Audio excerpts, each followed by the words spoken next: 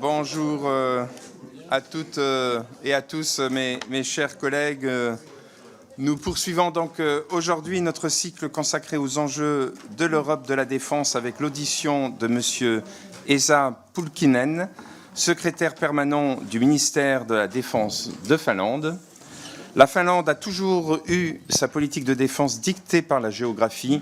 Face à l'Union soviétique à la sortie de la Deuxième Guerre mondiale, la Finlande a été contrainte à la neutralité avec son voisin, lequel exerçait une grande influence sur le pays, au point de donner naissance à un néologisme, la finlandisation. Après la chute de l'URSS, la Finlande a conservé sa neutralité, bien que son adhésion à l'Union européenne en 1995 emportait par elle-même une solidarité avec les autres États membres sur le fondement de l'article 42, paragraphe 7 du traité de l'Union européenne. Toutefois, c'est bien l'agression russe en Ukraine par la Russie le 24 février 2022 qui a conduit la Finlande à abandonner définitivement sa neutralité en demandant dès mai 2022 et concomitamment avec la Suède son adhésion à l'OTAN, laquelle est devenue effective en août 2023. Face à la menace que représente la Russie, la Finlande ne compte pas seulement sur l'OTAN, mais également sur ses propres capacités de défense. Plusieurs rapports de notre commission ont récemment mis en lumière l'approche finlandaise de la défense globale, qui vise à préparer l'ensemble de la population, notamment sa jeunesse, et les structures du pays à la perspective d'un conflit de haute intensité, en particulier par le renforcement de sa résilience.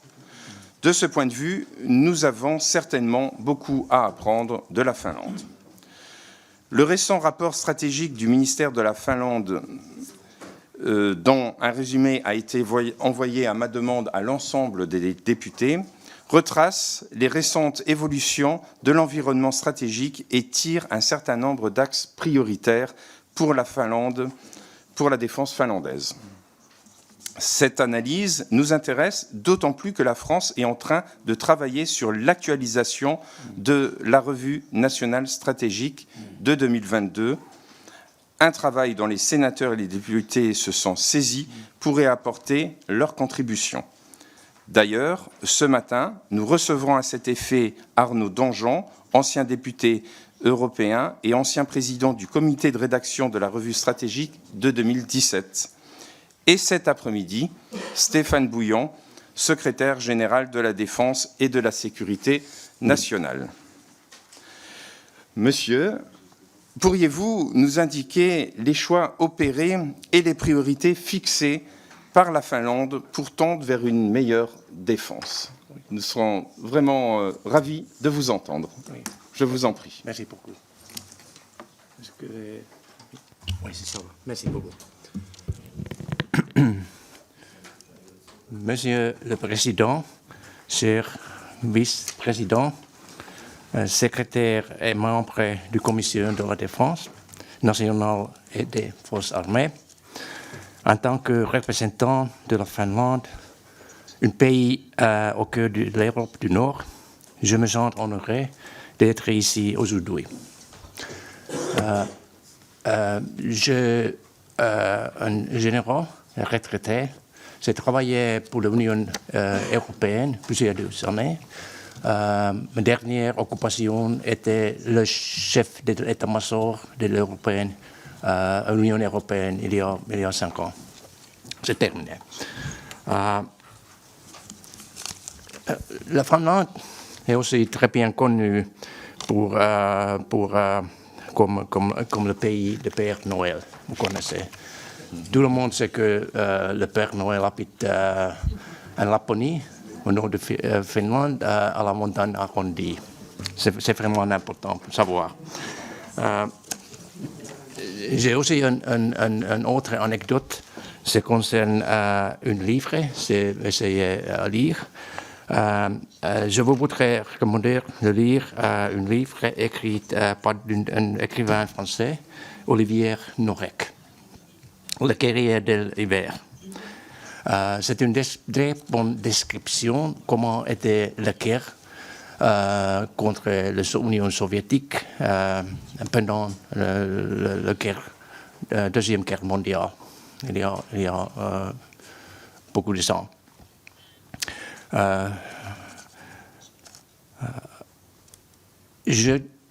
Je pense que c'est peut-être mieux changer la langue parce que j'ai oublié beaucoup le français, mais je comprends très bien, mais j'ai pas beaucoup d'occasions de parler. Voilà. Oui, merci beaucoup. Ladies and gentlemen, it's a great honor. Mesdames et messieurs, c'est un honneur et un plaisir pour moi de m'exprimer devant vous aujourd'hui. Venant d'Europe du Nord et du flanc est de l'Europe du Nord, première chose que je vous dirais, c'est qu'il est nécessaire de faire une évaluation des menaces. Je voudrais donc vous parler de l'environnement sécuritaire et mettre l'accent sur l'Ukraine et la Russie. L'agression récente contre l'Ukraine est un pas vers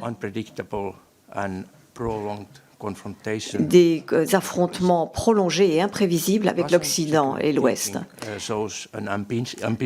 La Russie a pour ambition de créer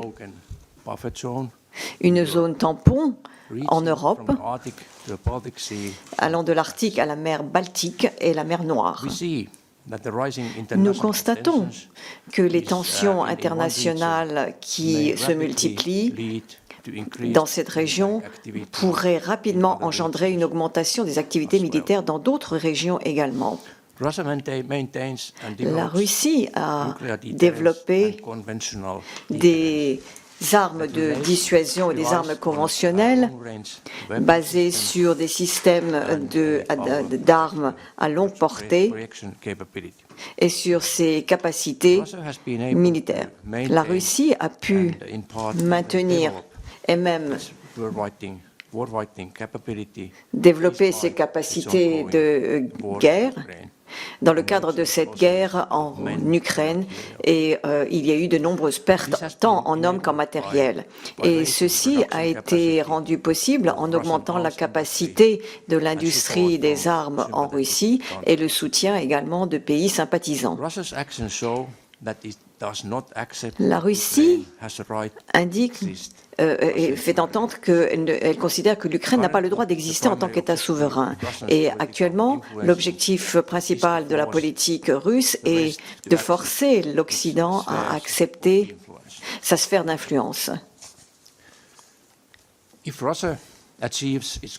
Si la Russie réalise son objectif en Ukraine grâce à l'utilisation de la force, il est très possible qu'elle l'applique à nouveau.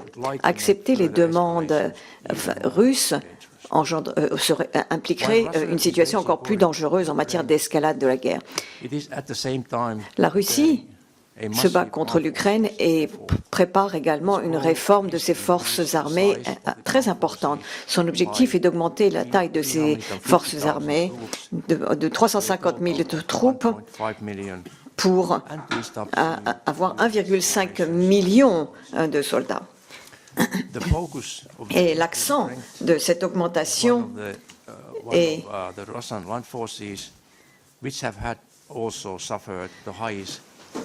celle d'une force armée qui a connu également de nombreuses pertes en hommes en Ukraine et en matériel. La Russie veut également multiplier son arsenal nucléaire et l'armée russe, proche de la Finlande, la présence de l'armée russe sera renforcée à côté de la frontière finlandaise, et l'idée d'avoir de nouveaux corps militaires dans certaines régions et plusieurs brigades qui vont devenir des divisions. Une fois que ces changements mentionnés seront mis en place, il est probable qu'ils vont augmenter le nombre de militaires en Finlande, à côté des frontières finlandaises, passant de 30 000 à près de 80 000 et peut-être même plus d'hommes.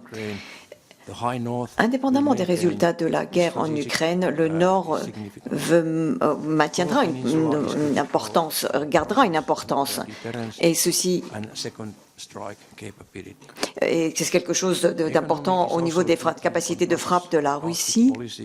La politique et la militarisation de la région arctique avance et va de pair avec l'utilisation des ressources naturelles dans la région arctique. Outre la Russie, la Chine est également intéressée par la région arctique. La région de l'Arctique est une des régions sur lesquelles à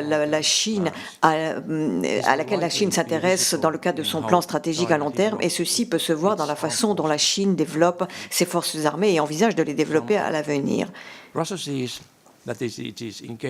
La Russie s'est engagée dans un conflit systématique avec l'Occident, et outre la guerre en Ukraine, la Russie augmentera probablement l'utilisation des méthodes hybrides pour ébranler l'unité au sein de l'OTAN, de l'Union européenne et des États-Unis, et de l'engagement des États-Unis à la défense de l'Europe. Notre évaluation est qu'il y aura une deuxième phase dans l'agression russe. L'appétit russe pour l'utilisation de la force militaire dépendra de nos actions. L'unité occidentale, l'Europe soutient l'Ukraine indépendamment des résultats de ce conflit. Et l'Ukraine est dans une situation très difficile sur le plan des ressources matérielles. J'ai parlé de la Russie, mais je souhaiterais également aborder la sécurité vue sous l'angle finlandais. Le Moyen-Orient, l'Afrique du Nord et le Sahara sont également des zones importantes pour la sécurité de l'Europe. Et cela, je le sais par expérience, ayant travaillé au sein de l'Union européenne pendant tant d'années. La Finlande attend le livret blanc sur la défense que l'Union européenne devra publier en mars. Nous espérons qu'il inclura tous les domaines de la guerre. Nous avons identifié 4 sujets importants, 4 domaines importants. Tout d'abord, les capacités terrestres, qui sont encore essentielles pour la souveraineté des pays. Deuxièmement, la défense aérienne et avec les missiles. Troisièmement, l'espace et les capacités cybernétiques. Et quatrièmement, la mobilité militaire pour faire avancer les troupes rapidement et efficacement à travers l'Europe. L'évolution de l'industrie de la défense européenne est plus importante que jamais. La Finlande soutient l'industrie européenne de la défense et le programme de stratégie de l'Europe et l'IDEP. Et nous devons accroître le rôle des différents acteurs. Il est important pour l'Union européenne d'avoir un plan militaire pour voir comment améliorer les capacités de notre défense militaire et de notre industrie militaire et établir également un dialogue très proche avec la communauté de la recherche et l'industrie. La Finlande insiste sur la nécessité d'une participation active et de la contribution pour les PME dans l'évolution de l'industrie, de la base industrielle de la défense européenne pour soutenir les innovations, l'agilité et une chaîne d'approvisionnement plus résiliente. Dans la stratégie de défense européenne, nous accueillerons avec plaisir tout élément qui permettront de développer la coopération et la recherche et l'industrialisation et les projets d'industrialisation. L'accent est particulièrement mis également sur l'exploitation des technologies dans le domaine de la défense. Et la Finlande accueille favorablement ces initiatives et le lien entre le secteur de la défense et le secteur privé. Je voudrais également mettre l'accent sur quelques domaines technologiques qui figurent parmi nos priorités de recherche et stratégiques comme étant, en tant que pays technologiquement avancé pour la France, à savoir la connectivité sécurisée, la place de l'espace, l'intelligence artificielle, le calcul du quantum et la surveillance, pour n'en nommer que quelques-uns. Je suis convaincu que ces priorités sont une bonne base pour renforcer la coopération en matière de défense entre la France et la Finlande. Mesdames et messieurs,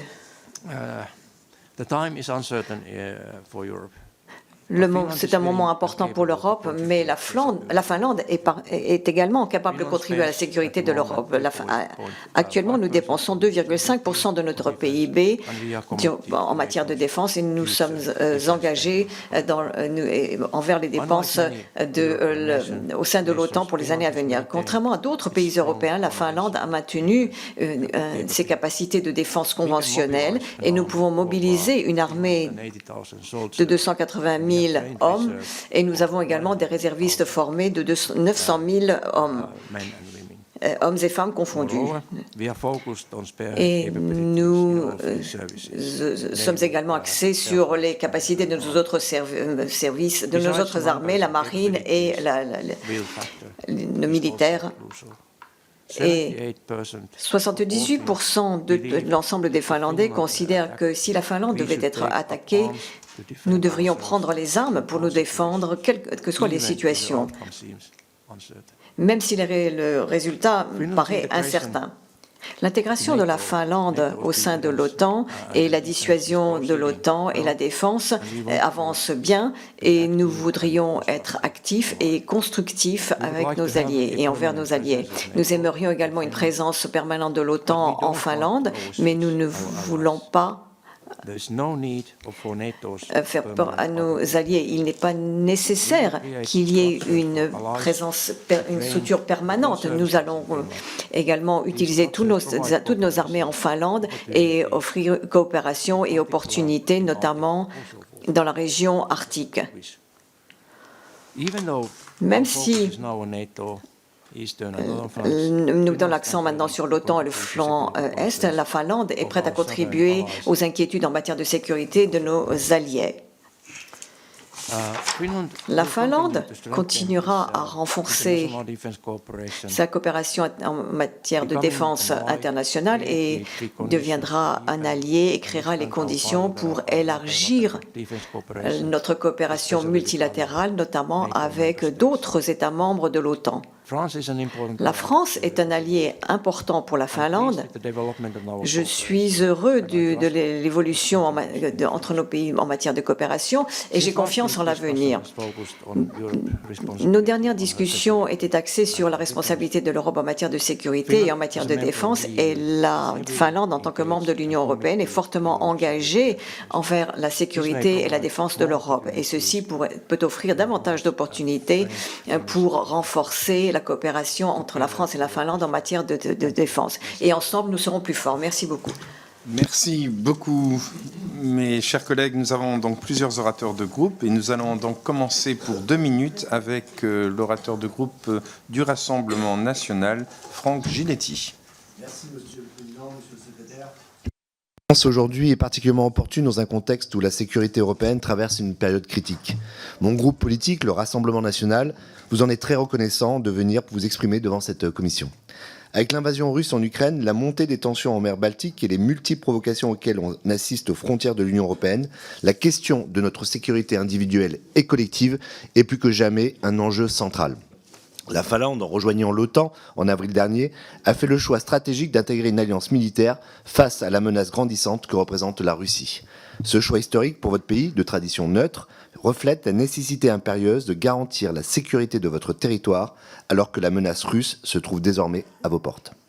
Nous avons tous en tête les récentes violations de l'espace aérien finlandais par des appareils russes, démontrant une volonté évidente d'intimidation et de provocation. Votre pays, avec ses 1300 km de frontières partagées avec la Russie, est aujourd'hui en première ligne face à ces agressions. Dans ce cadre, la question de la coopération militaire entre nations européennes se pose avec acuité. Dans ce contexte, comment la Finlande entend-elle renforcer ses capacités de défense, notamment en matière de surveillance et de contrôle de son espace aérien, mais aussi de manière générale pour renforcer sa cohésion nationale et l'implication de sa population dans la défense globale? D'autre part, quels sont les axes de coopération que vous privilégiez avec vos partenaires européens, notamment dans le domaine du renseignement, de la défense territoriale et sur le plan industriel? Enfin, c'est beaucoup de questions, votre pays ayant rejoint l'initiative européenne d'intervention en 2021, comment percevez-vous aujourd'hui son rôle dans le cadre d'une coopération stratégique plus flexible entre États européens en complément des engagements de l'OTAN? Cette initiative qui se veut pragmatique et fondée sur la volonté des nations de travailler ensemble pourrait-elle constituer un levier pour renforcer notre capacité d'action face aux crises sécuritaires? La France et la Finlande partagent une même exigence de souveraineté et de résilience face aux menaces extérieures. Nous sommes donc particulièrement attentifs aux choix stratégiques que votre pays met en place pour assurer sa sécurité, tout en préservant sa liberté d'expression et de décision. Et merci d'avoir rappelé que le Père Noël est finlandais, alors que beaucoup ici en France pensent qu'il est français. Merci. Merci. À vous, monsieur, je vous en prie.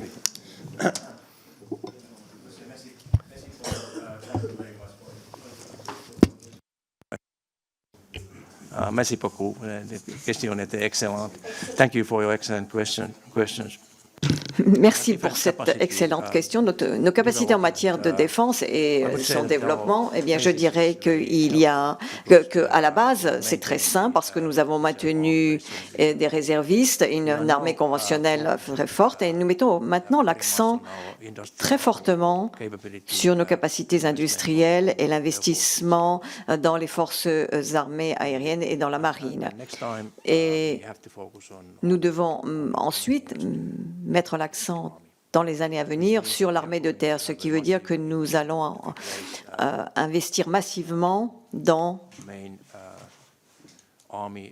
notre armée, dans les équipements principaux de notre armée, comme les APC, les 100, les APC, l'artillerie, etc.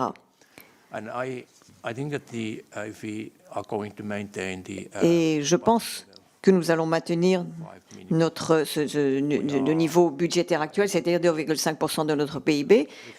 Nous sommes à même d'entamer une grande réforme, mais nous avons tous ces projets en matière de matériel. Et notre défi à l'heure actuelle, c'est que les industries ne peuvent pas répondre à nos besoins en matière de capacité aussi rapidement que nous l'aimerions. Donc il y a des retards, bien entendu, dans tous les pays. Et en matière de population, les citoyens finlandais sont très heureux que nous soyons membres de l'OTAN maintenant, et 90% de la population soutient cela. Et l'Union européenne est également très populaire en Finlande. Et c'était un élément que je souhaitais mentionner. Et les citoyens finlandais, les responsables politiques sont également prêts à augmenter le budget de la défense si besoin était.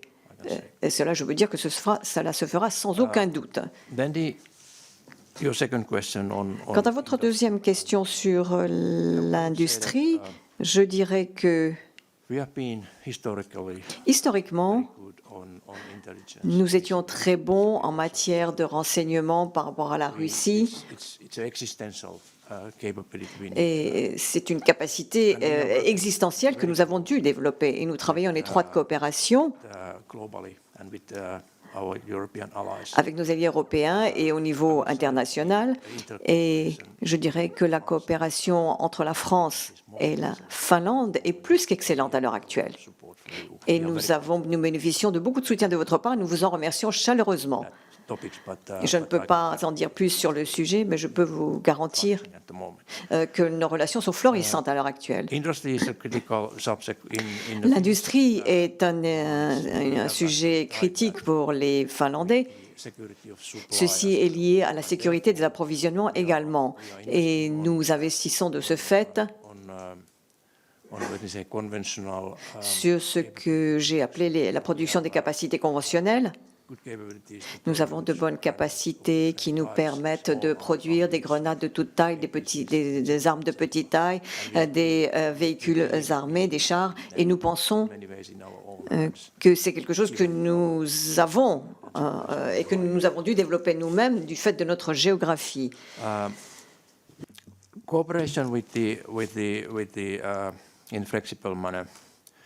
La coopération, je pense que la situation actuelle nous demande de manière urgente de travailler en coopération avec les Britanniques. C'est quelque chose dont on a parlé lundi et dont on rediscutera ici à Paris. Merci beaucoup. La parole est à Yannick Chenevard pour le groupe Ensemble pour la République.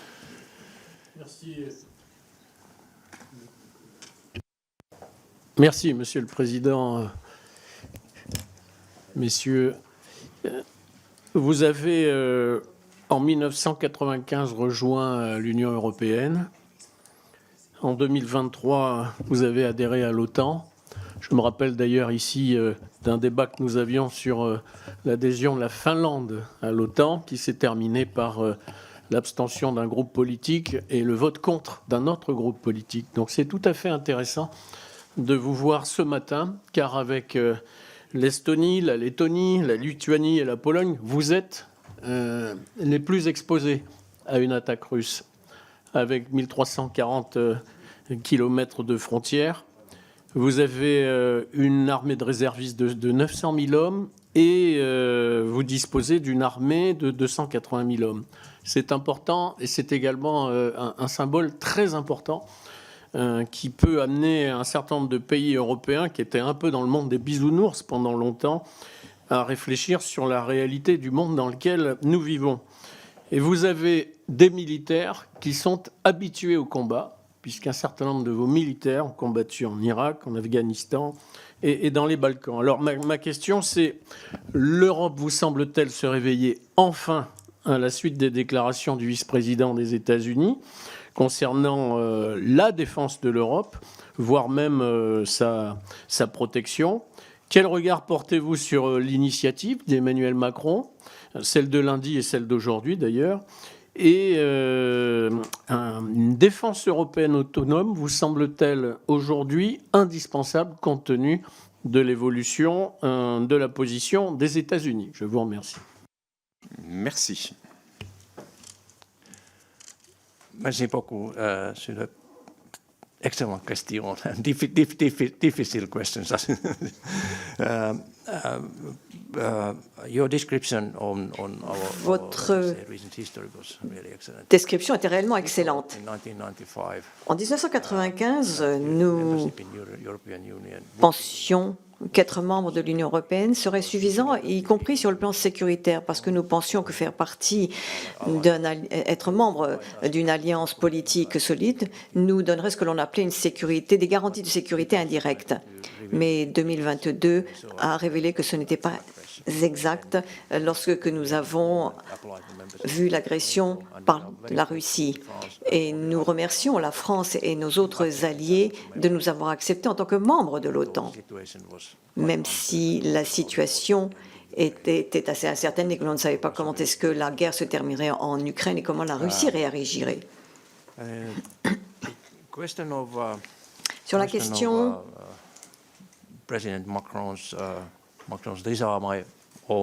du président Macron, et là c'est mon point de vue personnel et non pas une réaction formelle, je dirais qu'il est bon que quelqu'un décide de prendre les choses en main en Europe. Et il est bon que votre président ait pris cette initiative. Cela nous manquait et nous avons besoin de quelqu'un qui puisse rassembler les Européens et essayer de trouver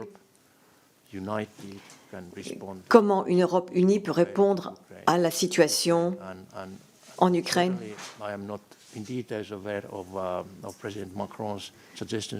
Bien sûr, il y a des suggestions du président Macron, mais j'ai compris qu'il y a des suggestions du président Macron qui nous amènent à penser différemment et à utiliser des moyens peut-être un peu plus flexibles pour l'OTAN, pour renforcer notre position concernant l'Ukraine.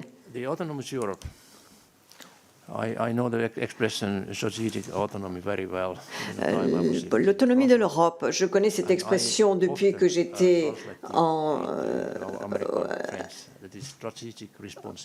en Europe, et je dirais que c'est une responsabilité stratégique qu'a l'Europe concernant sa propre sécurité. Et l'Europe a dû se réveiller et le moment est venu d'agir. Nous devons avoir une unité politique qui soit suivie d'actions.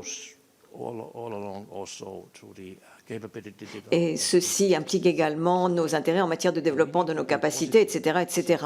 Et nous devons être positivement égoïstes en Europe et nous devons avoir les capacités essentielles, les technologies essentielles. Nous devons les avoir nous-mêmes, entre nos mains. Nous ne pouvons pas nous baser sur les autres. Et c'est là quelque chose avec lequel je suis vraiment tout à fait d'accord, et d'accord avec mes amis français. Ce n'est pas contre les États-Unis, ce n'est pas contre l'OTAN, mais le moment de se réveiller, l'Europe et les voix européennes au sein de l'OTAN est venu et c'est un moment essentiel. Merci pour votre question.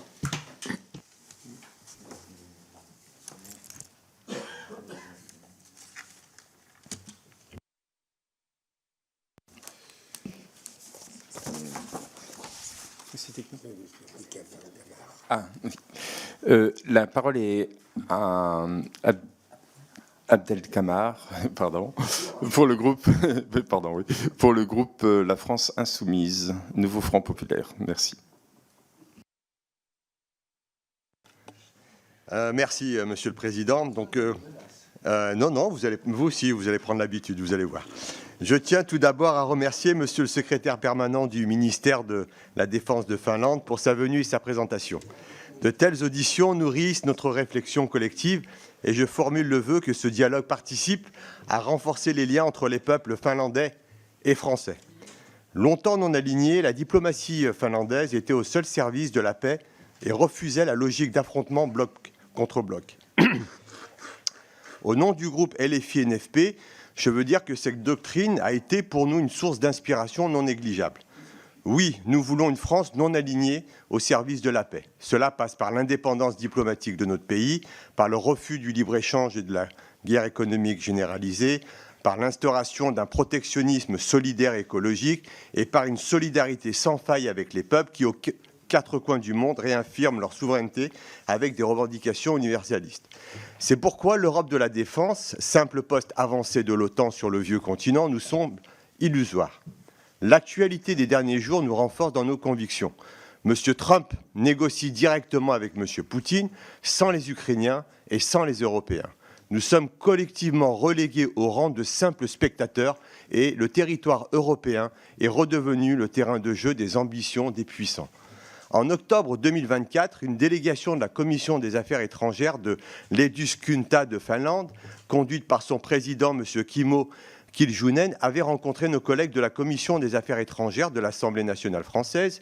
Ensemble, ils avaient débattu des défis posés par la Russie à l'Union européenne et de l'impact des futures élections américaines sur la construction d'une Europe de la défense. Des sujets ô combien actuels. Ainsi, les récentes évolutions de la position américaine au sujet de la guerre en Ukraine vont-elles avoir un impact sur la doctrine de défense mise en place par votre pays? Merci. Monsieur, la parole est à vous.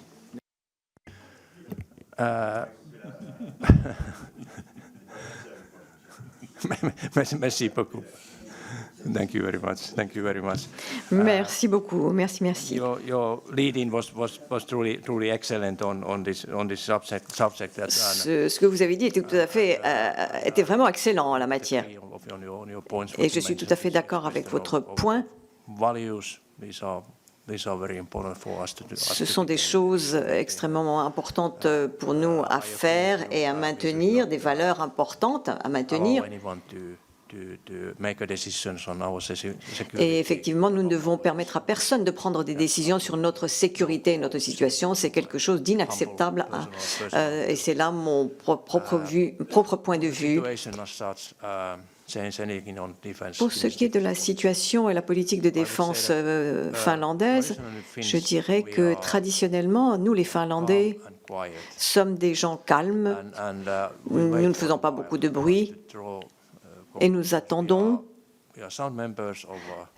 les conclusions. Nous sommes membres de l'Union européenne, ce qui est le fondement de la sécurité finlandaise d'être membre de l'Union européenne. Nous sommes des membres nouveaux au sein de l'OTAN. Et nous rétablissons nos relations avec, entre notre ministère de la Défense et les pays européens et l'OTAN. Et je ne vois pas réellement de raison pour qu'il y ait un grand changement.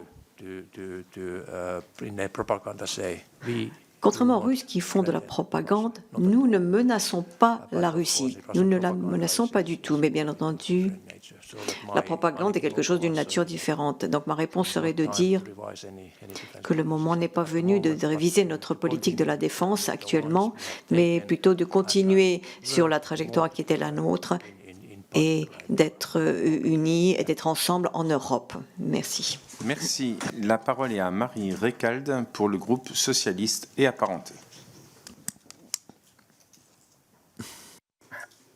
Merci, Monsieur le Président. Merci, Monsieur Pulkkinen, pour votre présence devant notre commission et vos propos que vous venez de tenir. C'est un honneur pour nous car nos destins sont liés. Comme nous le rappelait déjà le professeur, le géographe Paul Vidal de Lablache, c'est aujourd'hui en distance horaire qu'il convient de penser. Ce jour, c'est même en minutes, voire en secondes, qu'il faut agir. Si les frontières de l'Ukraine sont modifiées, nous savons tous que les frontières de l'Europe le seront. Alors, j'ai deux questions. Une à laquelle vous avez possiblement et en partie répondu. En janvier de cette année, le président finlandais a affirmé qu'il fallait travailler en étroite collaboration avec notre plus proche allié, les États-Unis. Je le cite. Vu de France, les garanties de sécurité américaines semblent de plus en plus incertaines, vous le savez. Quelle est votre perception vue de la Finlande et comment la Finlande se place vis-à-vis des États-Unis et de l'Europe dans ce nouveau contexte? Et ensuite, dans cette même prise de parole, le président finlandais a affirmé « Nous devons augmenter nos capacités, nos dépenses de défense, pardon. Les vacances de l'histoire sont terminées, disait-il. » Il appelle également à renforcer la pratique de mutualisation des commandes à l'échelle européenne et à réduire les coûts.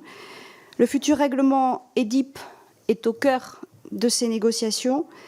Que défendez-vous du point de vue de la Finlande concernant EDIP, notamment s'agissant des critères d'éligibilité et le taux de 65% de produits européens? Je vous remercie.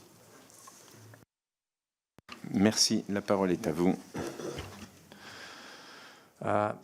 Madam, thank you very much for your questions. Merci beaucoup, Madame, pour votre question.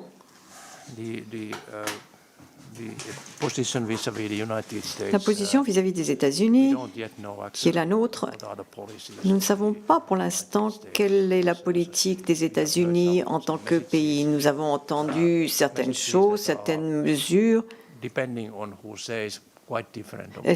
Et en fonction de qui parle, les choses sont assez différentes. Et il faudra peut-être un certain temps avant que l'on sache exactement ce que les États-Unis veulent réaliser. Bien entendu, il y a différents scénarios, c'est négatif, mais sur le plan militaire, je dirais que nous devons être préparés au pire des scénarios, ce qui veut dire que l'Europe doit prendre davantage de responsabilités, et ceci très sérieusement concernant les différents modèles de défense. Les dépenses en matière de défense sont importantes, mais l'augmentation des dépenses en matière de défense est également difficile. Si vous regardez les exigences européennes et si vous entendez les voix des États-Unis qui demandent de multiplier par les dépenses en matière de défense par 4%, d'augmenter ces dépenses à 4%, c'est quelque chose qui n'est pas forcément possible maintenant. Tout dépend des effectifs, des troupes, c'est également une question de stockage de matériel, etc., etc. Donc je dirais que cette augmentation régulière des dépenses en matière de défense est la réponse, et le faire de la même façon en Europe. Parce qu'il y a beaucoup de projets que nous menons actuellement ensemble.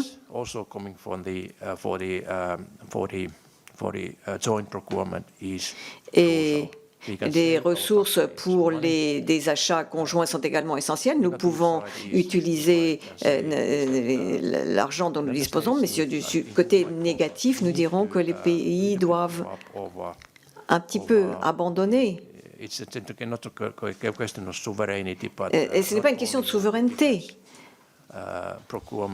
Mais nous devons...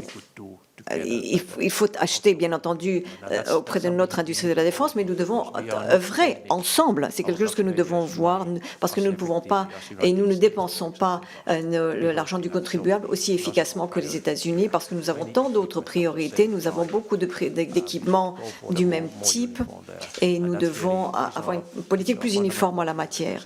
Et ce sont des exigences essentielles. Et ceci pourrait également contribuer à la qualité de notre industrie de la défense. Et je dois admettre que nous n'avons pas été les meilleurs alliés européens en matière d'achat. Nous avons acheté beaucoup auprès des États-Unis. Et la raison est très simple. La qualité du matériel à nos fins, d'après notre évaluation, est meilleure. Mais nous devons regarder les stratégies de nos alliés européens dans le but d'acheter essentiellement auprès de l'industrie européenne dans les années à venir, et l'industrie européenne doit améliorer également la qualité de ses produits. Merci. Merci. La parole est à Valérie Bazin-Malgras pour le groupe Droite républicaine. Merci, Monsieur le Président. Monsieur le Secrétaire permanent, au nom de mon groupe, la Droite républicaine, je vous remercie pour votre présence parmi nous aujourd'hui et pour vos propos liminaires. La France participe à l'opération de l'OTAN Baltic Sentry, comme en témoigne le déploiement du chasseur de mines Croix du Sud. Face à la guerre hybride qui est menée contre les intérêts stratégiques des pays riverains, nous avons su déployer un dispositif nouveau au niveau de la mer Baltique. Il s'agit d'une des évolutions concrètes permises par l'adhésion de la Finlande à l'OTAN, qui vient compléter le dispositif défensif de l'Alliance en Europe du Nord. Monsieur le secrétaire permanent, votre pays est en première ligne face à la Russie, avec laquelle vous avez en partage 1340 km de frontières et un passé douloureux. Face à la menace, nous avons vocation à développer des coopérations militaires entre nos pays alliés. Ces coopérations sont actuellement réalisées essentiellement au travers de l'OTAN. Dans le cadre de Baltic Sentry, il s'agit de pays otaniens, par ailleurs tous européens. Estimez-vous nécessaire de recourir à des coopérations européennes hors du cadre de l'OTAN? Et de telles coopérations éventuelles ne devraient-elles pas dépasser les frontières de l'Union européenne pour inclure également le Royaume-Uni et la Norvège, partenaires essentiels autour de la mer Baltique? Je vous remercie.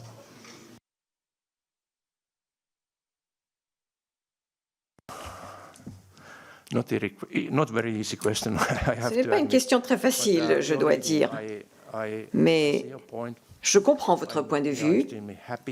Je suis extrêmement heureux que l'OTAN ait pris la responsabilité de sécuriser les infrastructures en mer Baltique, et nous sommes heureux que l'Union européenne et l'OTAN soient présents, et ce sont des mesures de dissuasion que nous apprécions beaucoup. À notre sens, et parce que nous avons une armée professionnelle et une armée de réservistes, la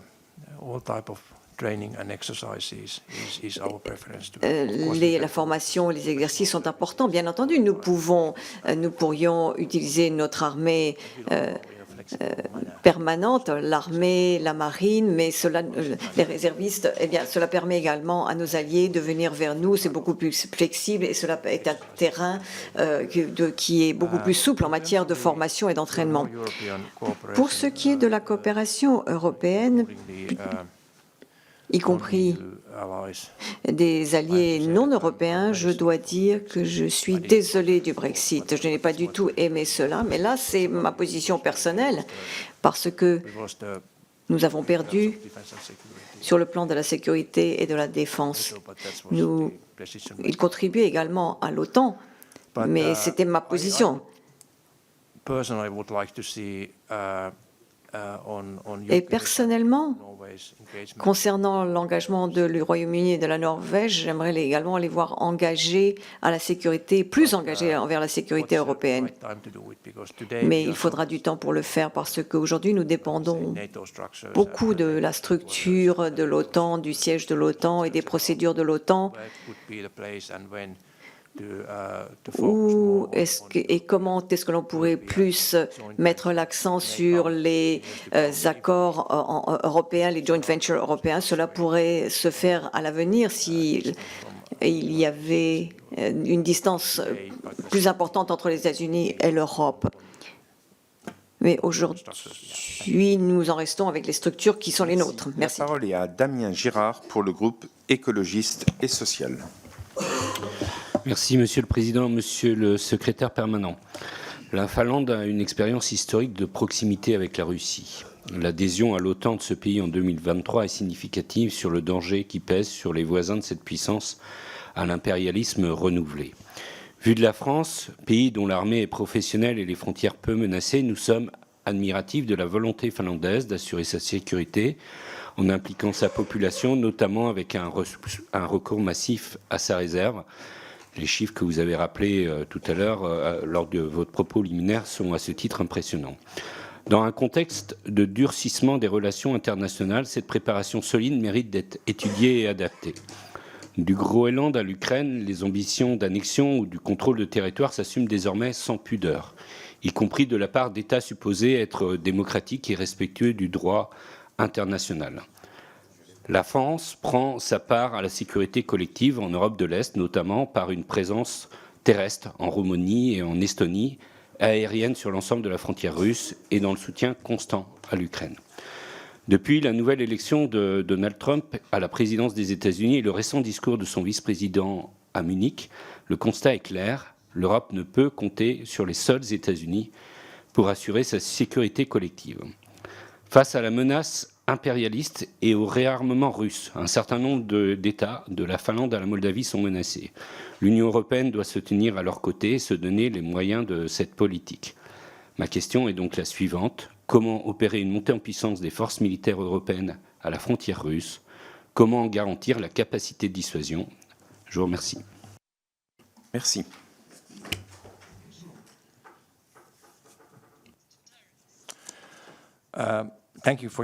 Merci pour cette question. J'aimerais être très clair parce que j'ai déjà, je pense, répondu à votre question lors d'interventions précédentes.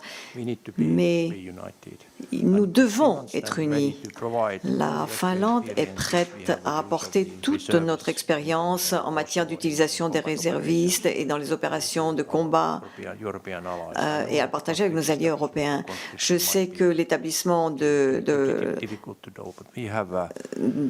cela peut être un petit peu difficile à mettre en œuvre, mais nous avons de la pratique et en la matière, et nous pouvons vous apporter notre aide pour ce qui est de la conscription. Il est très... ceci est vrai ce que vous avez dit concernant la Russie. Il faut dire que la sécurité pour la Russie n'est pas quelque chose d'important, c'est un facteur qui est important que nous devons garder à l'esprit. Je ne suis pas tout à fait sûr que nous ayons besoin de davantage de troupes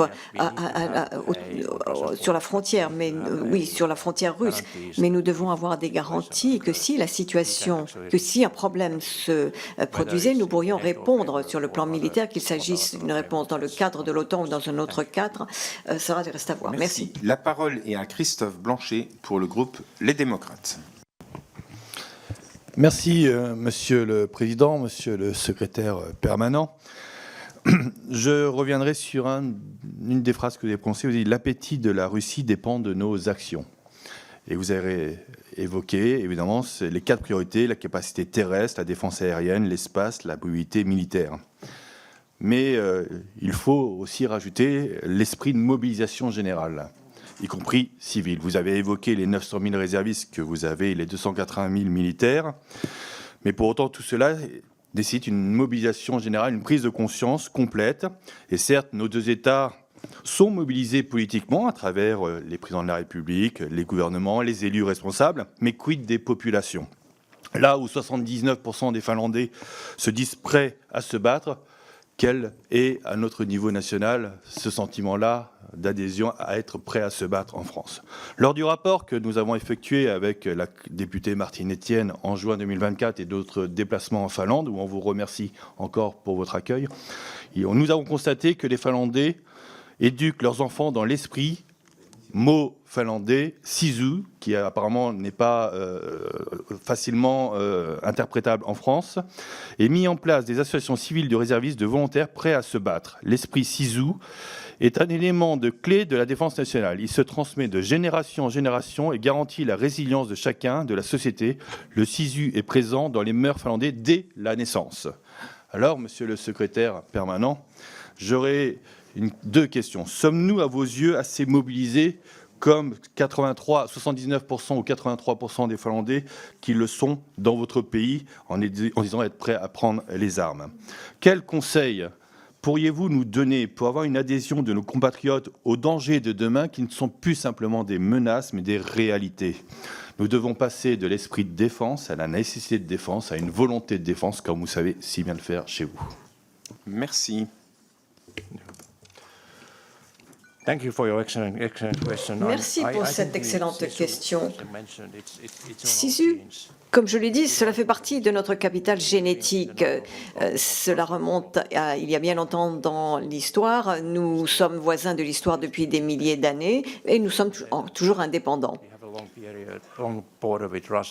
Nous avons une grande frontière avec la Russie, mais je dirais qu'il est mieux d'avoir une longue frontière que de ne pas avoir de frontière.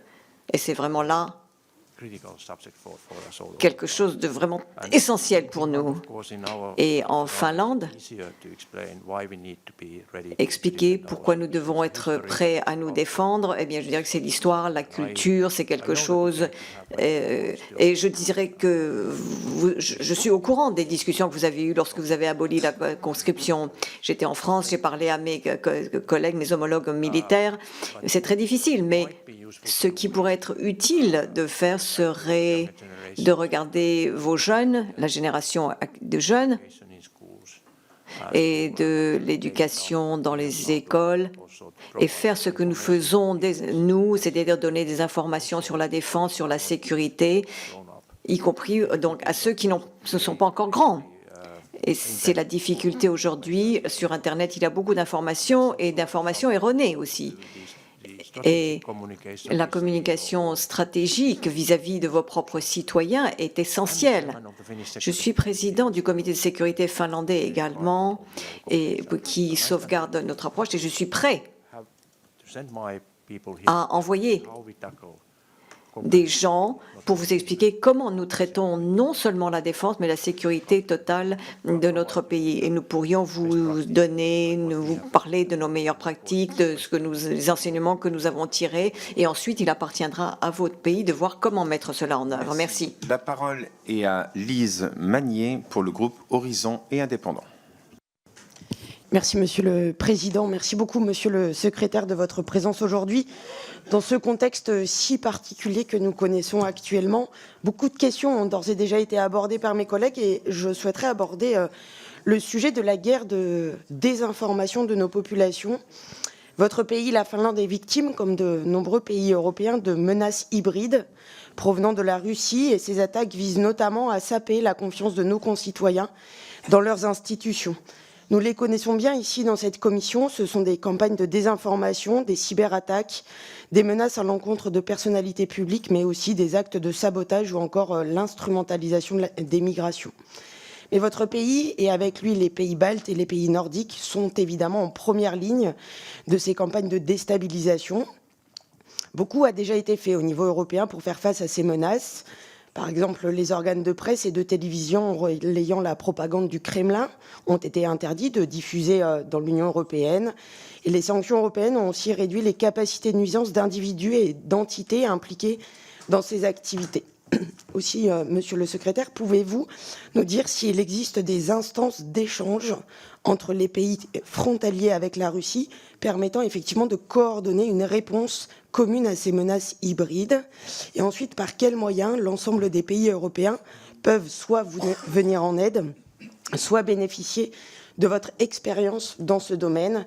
Des exercices communs en matière cyber, par exemple, sont-ils mis en œuvre ou envisagés? Je vous remercie.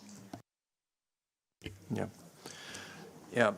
Thank you, Bien, merci. very much taking up this information. Merci beaucoup pour d'avoir soulevé ce point sur le domaine de la cybercoopération. Il y a déjà beaucoup de choses qui se passent entre les États membres.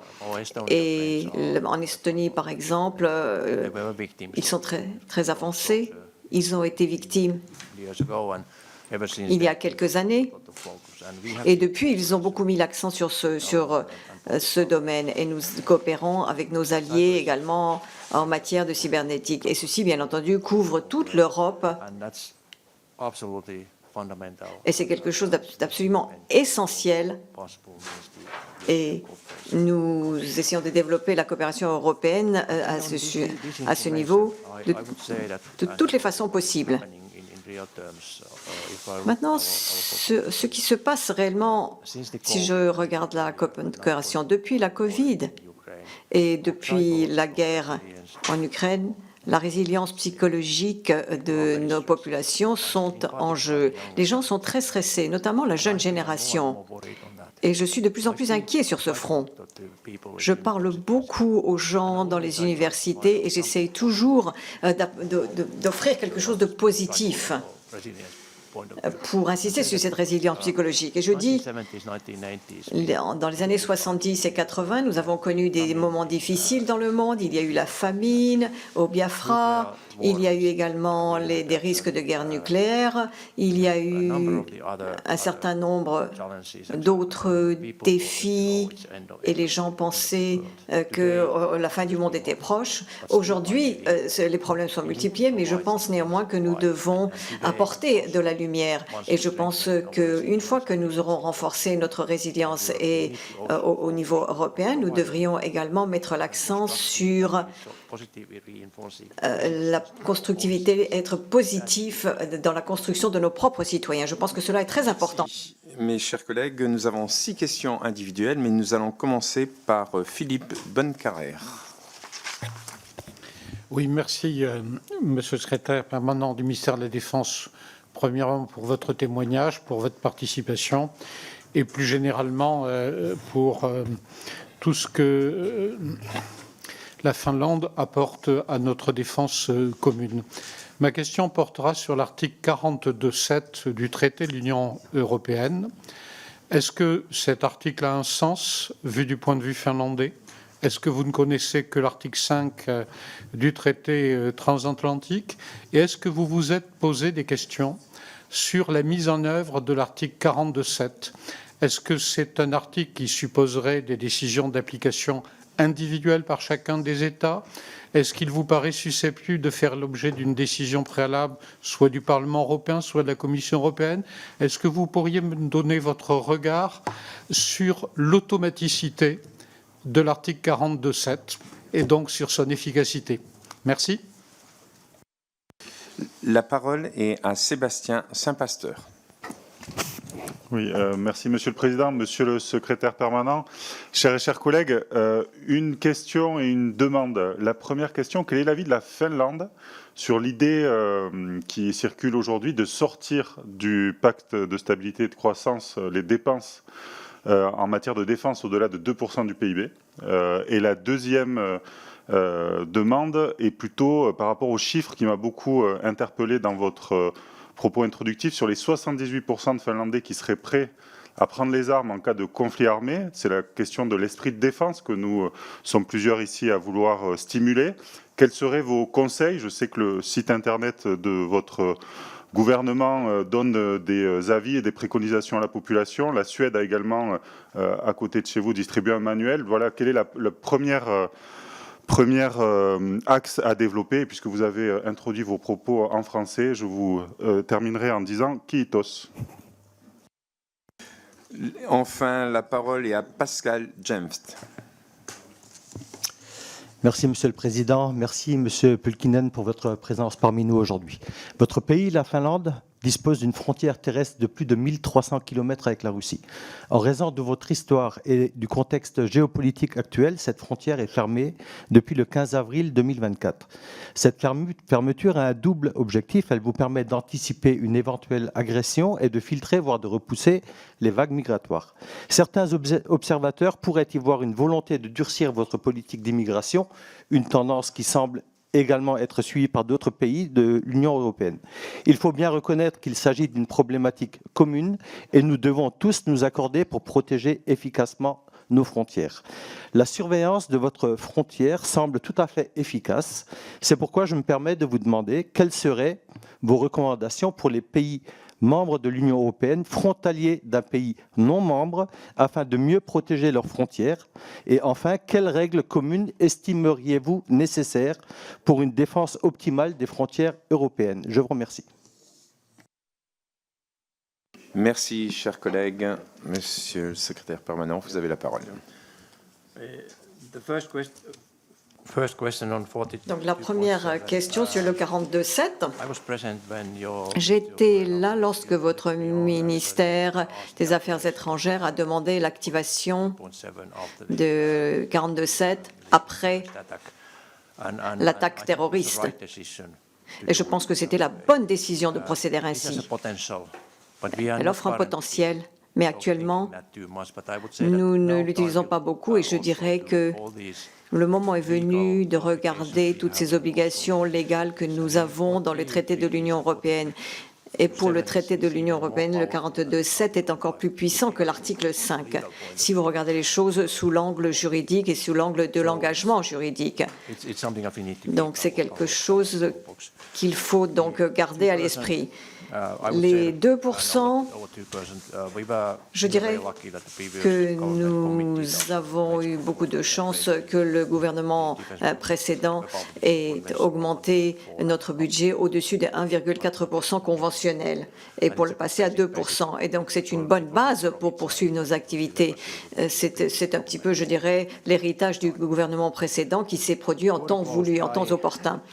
Et je dirais que nous avons dû aller en violation de l'aide humanitaire concernant nos frontières à un moment donné. Et je dois dire que je n'en étais pas responsable, mais je dois dire que cela m'a fait un peu mal. Mais la sécurité nationale était l'élément qui nous y a forcés. Et nous avons discuté et débattu avec un certain nombre d'autres pays voisins pour voir ce que nous pouvons faire. Et nous partageons la pratique et l'expérience avec la Pologne, la Lituanie, la Norvège et bien entendu mon pays face à l'immigration illégale ou l'instrumentalisation de l'immigration aux frontières. Le contrôle frontalier doit être bien entendu renforcé, mais nous devons également garder à l'esprit que nous sommes une démocratie et que nous avons des obligations juridiques qui, vis-à-vis donc du monde plus généralement, et il faut trouver un équilibre en tenant compte de nos besoins, mais également des autres. Merci. Merci. La parole est à Sabine Tillier. Merci, Monsieur le Président, Monsieur le Secrétaire permanent. Nous sommes plusieurs ici à être quand même presque en admiration devant le lien armée-nation en Finlande. J'ai eu l'occasion, lors d'un voyage à Helsinki, d'admirer les shelters, vos abris et surtout qui sont, je ne me trompe pas, utilisés aussi, c'est-à-dire à Helsinki, j'en ai vu un où il y avait un terrain de foot, d'accueil pour les enfants. Est-ce que c'est partout comme ça en Finlande? Comment c'est utilisé véritablement dans le quotidien et comment, j'ai envie de dire, nous, on pourrait s'inspirer justement des best practices, comme vous le dites, parce que nous sommes nombreux ici à constater que dans nos circonscriptions qui sont parfois loin, il faut mobiliser autrement. Merci. Enfin, la parole est à Jean-Louis Thiriot. Merci, Monsieur le Président, Monsieur le Secrétaire permanent. Je souhaiterais vous interroger dans une question où j'associe ma collègue Marie Récal qui vous a interrogé tout à l'heure. En novembre 2024, la Finlande a fait part des questionnements qu'elle se posait sur la réintroduction des mines antipersonnelles et la possibilité de sortir de la Convention d'Ottawa. J'aurais souhaité savoir où la Finlande en est sur cette réflexion. Je sais que l'Estonie a également fait part de son intérêt. Et jugez-vous utile que l'ensemble des pays européens signataires de la Convention d'Ottawa ouvre à nouveau ce dossier qui pose un certain nombre de questions évidemment opérationnelles et aussi éthiques. Merci. Monsieur le secrétaire permanent.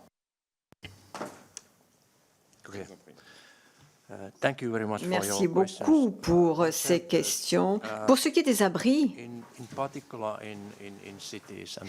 dans les villes notamment, nous avons des abris qui sont fournis par la ville et par l'engagement du gouvernement. Nous pouvons fournir des abris à la majorité des populations vivant dans les villes. Et ils sont activement utilisés. Nous les avons utilisés à différentes fins. Il y a différents types de terrains de jeu, de terrains de football. Il y a d'autres également, d'autres installations sportives. Il suffit de les nommer. Il y a donc des surfaces importantes utilisées à différentes fins. Et historiquement, dans les années 50 et même avant cela, l'obligation a été mise en place de construire ces abris. Mais si vous regardez les zones rurales, nous avions l'obligation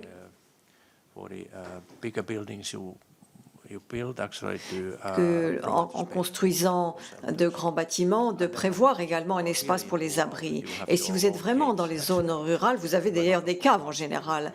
Vous n'êtes pas obligé de le faire, mais c'est quelque chose qui est fortement ancré chez nous. Les abris sont également des réserves de denrées alimentaires et de boissons, de tout ce dont on pourrait avoir besoin pour survivre pendant 72 heures s'il y avait un problème.